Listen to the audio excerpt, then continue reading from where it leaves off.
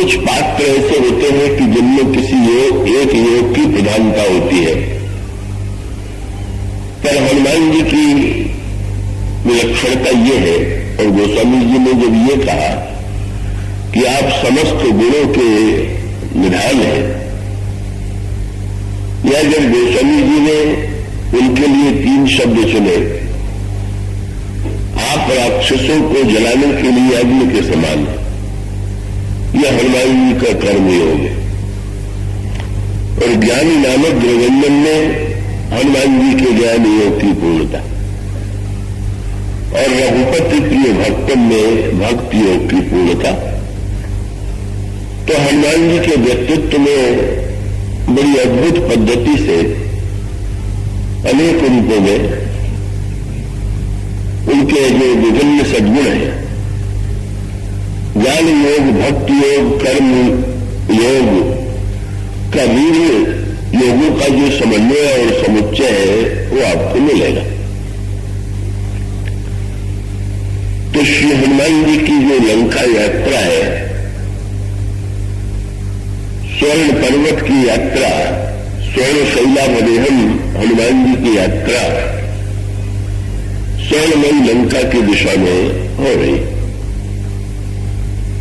स्वर्णमयी लंका में जनक नंदिनी सीता है।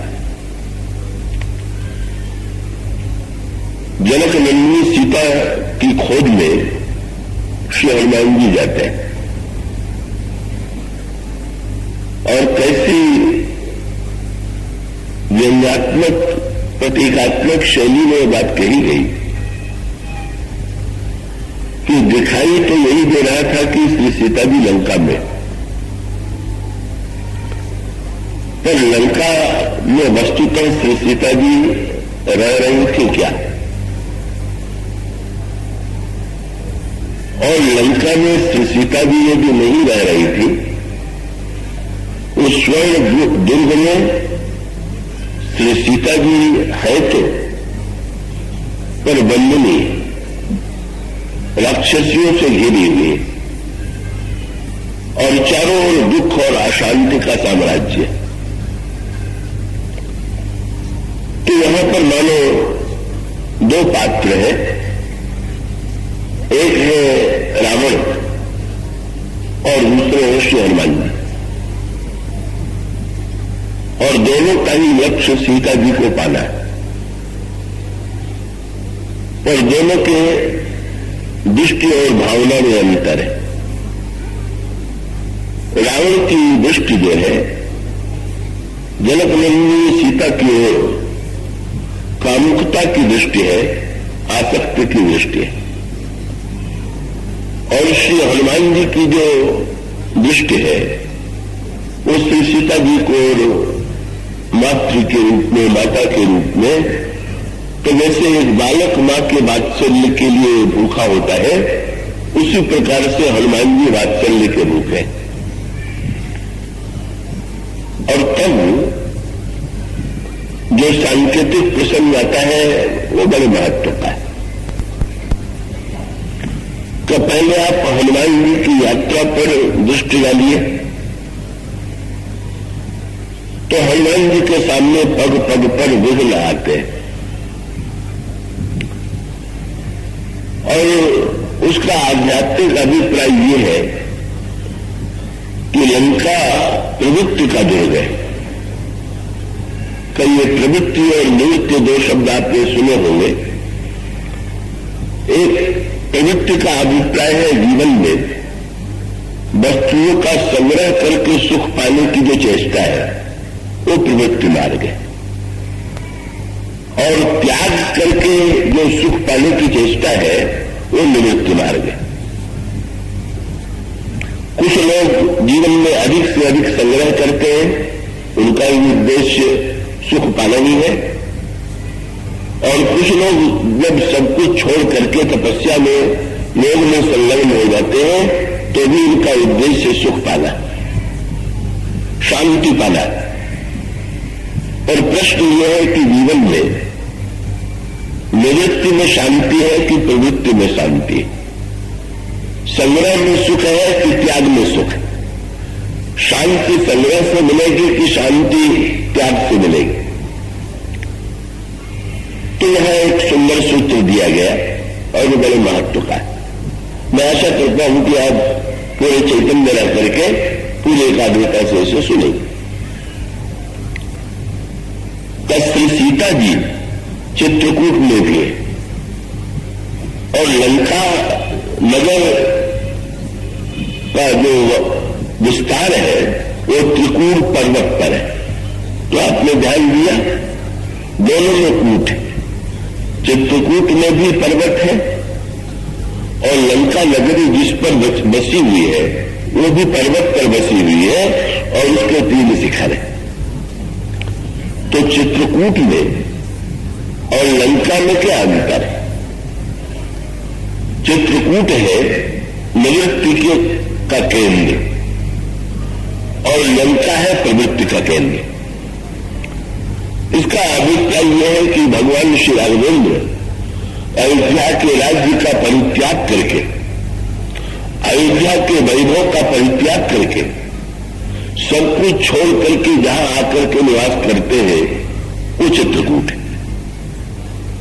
और श्री भरत भी जब उन प्रभु को पाना चाहते हैं तो प्रभु को पाने के लिए वे भी अयोध्या के राज्य का परित्याग करके अयोध्या वासियों को लेकर के चित्रकूट जाते हैं और चित्रकूट में प्रभु का दर्शन करते हैं। और चित्रकूट में भी भगवान श्री राम और श्री लक्ष्मण से मिलने के बाद भी श्री भारत के जीवन में तब तक निश्चिंतता नहीं आई जब तक श्री सीता जी ने श्री भरत को आशीर्वाद नहीं दिया। पहले भगवान श्री राम से श्री भरत का मिलन हुआ, उसके पश्चात लक्ष्मण से और उसके पश्चात श्री भरत ने सबसे अंत में श्री किशोरी जी के चरणों में, मां के चरणों में प्रणाम किया। एक बार प्रणाम किया लेकिन मां की ओर से कोई उत्तर नहीं मिला। श्री भरत बार बार जनक नंदिनी सीता के चरणों में प्रणाम करने लगे और मां के मुंह से जो शब्द नहीं निकल रहा है, तो वो या तो व्यक्ति रुष्ट होता है तो नहीं बोलता है। तो जब मां नहीं बोली या मां की ओर से कोई चेष्टा नहीं हुई तो श्री भरत को लगा कि क्या मां मुझसे रुष्ट है क्या, और विनम्रता के कारण उनको लगता है कि भले ही प्रभु मुझसे रुष्ट न हो पर मेरे ही कारण प्रभु को इतना कष्ट उठाना पड़ रहा है, इसीलिए मां संभवतः मुझसे बोल नहीं रही। पर मां तो वस्तुतः भाव रस में डूबी हुई थी। जब कोई डूबा हुआ होता है प्रेम में तो भी नहीं बोल पाता है। तो मां इसीलिए बोल नहीं रही थी और अंत तक नहीं बोली। लेकिन कुछ क्षणों के बाद पंक्ति आती है, पुनि पुनि करत और प्रणाम उठाए। जब श्री भरत ने मां के चरणों में बार बार प्रणाम किया तो मां ने श्री भरत को नीचे से भूमि में पड़े हुए श्री भरत को ऊपर उठाया और सिर कर कमल परस बैठाए। उनके मस्तक पर श्री सीता जी ने अपना कर कमल रख दिया और श्री सीता जी ने श्री भरत को आशीर्वाद भी दिया। लेकिन जब तुलसीदास जी से पूछा गया कि उन्होंने क्या आशीर्वाद दिया तो उन्होंने कहा मुझे ये पता नहीं। क्यों पता नहीं? बोले सी असीस दीन मन माही। आशीर्वाद अगर वे शब्दों में देती तो वह भी लिख देता कि उन्होंने आशीर्वाद दिया, पर उन्होंने मन ही मन श्री भरत को क्या आशीर्वाद दिया। ये तो लग रहा कि कुछ आशीर्वाद दे रही है पर वहां पर शब्द की गति नहीं। तो सी असीस दीन मन माही, मगन स्नेह देह सुधनाई। शरीर की सुदबुद श्री सीता जी को नहीं है, इतनी प्रेम और भावना से भरी हुई सीता जी की इसमें विमल स्थिति हो रही। और जब श्री भरत ने मां के इस वात्सल्य को देखा, इस करुणा को देखा, इस स्नेह को देखा, तो गोस्वामी ने लिखा, सब विधि सानुकूल लख सीता, भी निशोच उर अपदर गीता। श्री भरत को पूरी निश्चिंतता तब हुई जब मां की कृपा का उन्होंने अनुभव किया। और इसका अभिप्राय क्या हुआ? भगवान राम और लक्ष्मण के बाद भी जब तक सीता जी अनुकूल न हो तब तक निश्चिंतता भरत को नहीं मिलती। और इसका अभिप्राय क्या? प्रभु ने अखंड ज्ञान, श्री लक्ष्मण है मूर्तमान वैराग्य, और श्री सीता जी साक्षात भक्त कह लीजिए या वेदांत की भाषा में उनको शांति कह लीजिए। और इसका अभिप्राय है कि ज्ञान वैराग्य के बाद जब तक भक्ति में जीवन में आ जाए तब तक पूर्णता नहीं, अथवा ज्ञान वैराग्य का भी चरम फल जीवन में शांति का उदय है। ज्ञान वैराग्य होते हुए भी अगर शांति हमारे जीवन में नहीं है तो ज्ञान वैराग्य की सार्थकता हमारे जीवन में नहीं। और इस तरह से श्री भरत ने निवृत्ति में तो चित्तवृत्ति का जहां विरोध है, चित्रकूट माने योग में कहा गया कि जब तक हम विरोध नहीं करेंगे, चित्त को बाहर से खींच करके हम भीतर की ओर नहीं ले जाएंगे, तब तक जीवन में शांति का उदय नहीं होगा। और शांति पाने के लिए आवश्यक है कि व्यक्ति त्याग करे, त्यागा शांति अनंतरम। तो निवृत्ति मार्ग से प्रभु श्री लक्ष्मण और सीता जी को कैसे पाया जाता है, इसका परिचय मिलता है श्री भरत के चरित्र में। पर हनुमान जी के चरित्र में कुछ क्रम बिल्कुल विलक्षण उलट दिया गया। क्या? वैसे श्री भरत जी महाराज जो है वो व्यवहार की दृष्टि से प्रवृत्ति मार्ग के, और श्री हनुमान जी जो है वो निवृत्ति मार्ग के हैं। श्री भरत का विवाह भी हुआ है, उनके पुत्रों की भी कथा आती है, जो राजकुमार के रूप में राजमहल में रहते भी है। तो श्री भरत को यदि देखें तो लगता है कि जैसे प्रवृत्तियों से घिरे हुए, और हनुमान जी के चरित्र को देखें तो सारे संबंधों से मुक्त कौबाल ब्रह्मचारी है, और वे निवृत्ति मार्ग के में दिखाई देते हैं। लेकिन आपने ध्यान दिया, जिसने जो प्रवृत्ति मार्ग में था उसने निवृत्ति मार्ग में सीता जी को पाया। श्री भरत को काम सौंपा गया और श्री भरत ने वस्तुतः समस्त त्याग के द्वारा शांति रूपा सीता को पा लिया। पर श्री हनुमान जी की परीक्षा तो बड़ी कड़ी। क्या? श्री हनुमान जी की परीक्षा कड़ी इसलिए है कि वे निवृत्ति मार्ग के आचार्य हैं, बाल ब्रह्मचारी हैं, और श्री हनुमान जी को अगर निवृत्ति मार्ग की भूमिका दी जाती तो स्वाभाविक था। पर श्री हनुमान जी को काम यह सौंपा गया, वहां पर भी ध्यान रखिएगा, श्री भरत जी ने चित्रकूट में तीनों को एक साथ पाया, और हनुमान जी महाराज जो है श्री राम और श्री लक्ष्मण को पहले पा चुके, पर पहले पा चुकने के बाद भी अभी सीता जी को पाना शेष है, और जब तक उनकी प्राप्ति न हो तब तक हनुमान जी को भी कृतकृत्यता का अनुभव नहीं होता। तो श्री भरत जी जब मां की कृपा का अनुभव करते हैं तो अपने आप में निश्चिंतता का अनुभव करते हैं, और श्री हनुमान जी भी जब अशोक वाटिका में मां की कृपा का अनुभव करते हैं तो वो भी पूरी तरह से कृतकृत्यता का अनुभव करते हैं। लेकिन हनुमान जी की परीक्षा क्या? भाई, यदि ये कह दिया जाए कि त्याग के बिना शांति नहीं मिलेगी तो बहुत कम ऐसे व्यक्ति हैं कि जो त्याग कर सके और त्याग के द्वारा शांति पा सके। तो मानो हनुमान जी को भूमिका सौंपी गई कि नहीं, आप अपने व्यक्तित्व के द्वारा ये बताइए कि प्रवृत्ति में भी शांति मिल सकती है कि नहीं। लंका माने प्रवृत्ति की नगरी, भोगों की नगरी, आसक्ति की नगरी, और उस नगरी में सीता जी है। यद्यपि चित्रकूट में वे प्रसन्न है और प्रवृत्ति में उन्हें दुख है, उन्हें पीड़ा। तो जहां भी प्रवृत्ति होगी वहां पर स्वाभाविक रूप से राक्षसियां भी होंगी, रावण का राज्य भी होगा, और नाना प्रकार के राक्षस वहां विद्यमान होंगे।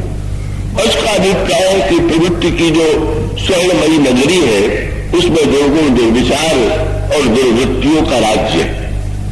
पर वहां पर भी सीता जी है, ऐसा नहीं कि वहां सीता जी नहीं। और श्री हनुमान जी को काम यही सौंपा गया है कि वहां जाकर के वो सीता जी को प्राप्त करें। और इसीलिए श्री भारत की यात्रा और हनुमान जी की यात्रा पर अगर आप दृष्टि डालें तो श्री भारत के मार्ग में बहुत कम विघ्न आते हैं, पर श्री हनुमान जी की यात्रा पर अगर आप दृष्टि डालें तो उसमें तो पग पग पर विघ्न है। तो चित्रकूट की यात्रा में तो श्री भारत की परीक्षा केवल एक ही स्थान में, और वह है महर्षि भरद्वाज के आश्रम में। महर्षि भरद्वाज जब श्री भारत से प्रस्ताव करते हैं कि आप रात्रि को यहां विश्राम कीजिए, और श्री महर्षि भरद्वाज के निमंत्रण को स्वीकार कर लेते हैं, तो महर्षि भरद्वाज ने अपनी तपस्या के प्रभाव से समस्त भोगों की सामग्री उस आश्रम में प्रकट कर दिया और अयोध्या वासियों और श्री भारत से कहा कि आप यहां पर रहें और इन वस्तुओं को जो आपके लिए अर्पित है उसे स्वीकार करें। कोई ऐसी उपभोग की सामग्री नहीं थी जो भरद्वाज जी के आश्रम में न हो। गोस्वामी जी यहां तक लिखते हैं, सत चंदन बलितादिक भोगा देख हरस विस्मय बस लोगा का लोगों को सुर सुरभि सुरतल सबही के लखी अभिलाष सोएस सची के ऐसा वैभव कि जिसको देख करके इंद्र के मन में भी पानी की लालसा उत्पन्न हो जाए, ऐसा महर्षि भरद्वाज ने प्रकट किया। और वही श्री भारत की परीक्षा क्या, वही सूत्र कि निवृत्ति मार्ग में चलने वाले श्री भारत की परीक्षा ये है कि ये जो समस्त भोगों में रहते हुए भी कैसे श्री भारत उन भोगों को स्वीकार कर लेते हैं, उन भोगों में उलझ जाते हैं कि श्री भारत पर उन भोगों का प्रभाव नहीं पड़ता। और गोस्वामी जी ने यही कहा कि श्री भारत समस्त वैभव और भोगों के रूप में के बीचों बीच रहे, लेकिन बीचों बीच रहते हुए भी श्री भारत पर कोई प्रभाव नहीं पड़ता है। और गोस्वामी जी ने कहा, संपत्ति चकई भरत चक्र मूल आय सुख लवार तेरी निशी आश्रम पीजरा राखे बाबुसार। तो मानो एक ही श्री भरत जी की परीक्षा है महर्षि भरद्वाज के द्वारा। और महर्षि भरद्वाज भगवान राम के भक्त हैं, भगवान राम का भी वो स्वागत कर चुके हैं और उस परीक्षा में श्री भरत पूरी तरह से सफल है। पर श्री हनुमान जी की परीक्षा जो है वो तो इतनी कठिन है कि हनुमान जी की पूरी यात्रा में अगर उनकी परीक्षाओं को देखें तो यहां तो दोनों तरह की परीक्षा चल रही है, मित्रों के द्वारा भी और शत्रुओं के द्वारा भी, सद्गुणों के द्वारा भी और दुर्गुणों के द्वारा भी। और पग पग पर हनुमान जी के सामने विघ्न आ रहे और उन विघ्नों में आप हनुमान जी का अलग अलग रूप पाएंगे। किसी में आप देखेंगे हनुमान जी के ज्ञान की परिपूर्णता, कहीं आप पाएंगे भक्त की पूर्णता, कहीं आप पाएंगे कर्मयोग की पूर्णता। जैसे श्री हनुमान जी समुद्र के किनारे खड़े और हनुमान जी को उस समुद्र को पार करना, जिस समुद्र को पार कर सकने की क्षमता किसी में नहीं है, सारे बंदर अपनी असमर्थता बता चुके हैं। अब श्री हनुमान जी का इस समुद्र को हनुमान जी जब पार करते हैं तो किस योग का आश्रय लेते हैं। विषय गंभीर होते हुए भी आप, मुझे विश्वास है कि पूरे चैतन्य रहेंगे। तो ये समुद्र कौन सा है? लंका के चारों ओर जो 400 कोस का समुद्र है, ये समुद्र कौन सा है? गोस्वामी जी ने पत्रिका में इसका परिचय देते हुए कहते हैं कि इस लंका को ढूंढने के लिए वर्तमान लंका की यात्रा करने की कोई आवश्यकता नहीं। कई लोग तो इसी चक्कर में पड़े रहते हैं। वो लंका कौन सी है जहां रावण का राज्य था, और इसमें विद्वानों के अलग अलग लेख आते, तर्क वितर्क आते हैं। कुछ लोग कहते हैं ये वर्तमान लंका जो थी वही लंका है, और डॉक्टर हीरालाल शास्त्री जैसे कुछ विद्वान और भी वर्तमान में भी कुछ विद्वान साकलिया आज ये कहते हैं कि नहीं, मध्य भारत में ही कामरकंटक के आसपास ही लंका थी। और कुछ दिन पहले मैंने पढ़ा कि एक विद्वान ने लिखा कि ये जो लंका जो थी ये तो पाकिस्तान में जो वर्तमान सिंध प्रांत है वहां थी। तो वो तो और सब अपने अपने पक्ष में तर्क देते हैं। मुझसे भी कभी कभी लोग पूछ लेते हैं आपकी दृष्टि में लंका कहां है, तो मैं कहता हूं कि लंका कहां नहीं है, लंका यहां है। और इसका अर्थ यह है कि उस लंका को यदि ढूंढ भी ले तो क्या आप उस लंका पर आज आक्रमण करेंगे? क्या उस लंका में आपको कुछ मिलने वाला है क्या? पर वस्तुतः जो लंका सचमुच है उस लंका की समस्या का तो समाधान ढूंढना है, और वो लंका बहुत दूर नहीं, वो तो इतने निकट है कि सब पूछिए तो हम सब लंका में ही तो बैठे हुए। क्या इसका अभिप्राय हुआ कि हमारा जो जीवन है, अगर लंका के जीवन दर्शन को और अपने जीवन को हम लोग देखें तो वही दृश्य तो दिखाई देगा जो लंका में दिखाई दे रहा है। और लंका के चारों ओर जो समुद्र था वो समुद्र भी यहां पर है, और ये समुद्र कौन सा है?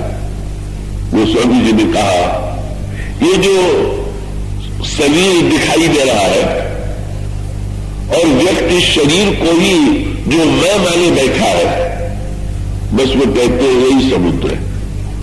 और उसका अभिप्राय है कि शरीर के समुद्र से घिरा हुआ है और भोगों की वृत्ति में, भोगों की प्रवृत्ति में डूबा हुआ है। यही जो जीवन दर्शन है वो लंका का जीवन दर्शन है। और सच बात यह है कि भाई योग्य से योग्य व्यक्ति भी ये देह के समुद्र को पार नहीं कर पाता। अब देखिए, आप में से जो लोग सो रहे हैं तो देह के समुद्र को नहीं पार कर पा रहे हैं, तभी तो सो रहे हैं। इसका अभिप्राय यह है कि देह है तो देह के धर्म जीवन को बाध्य कर रहे हैं, प्रेरित कर रहे हैं।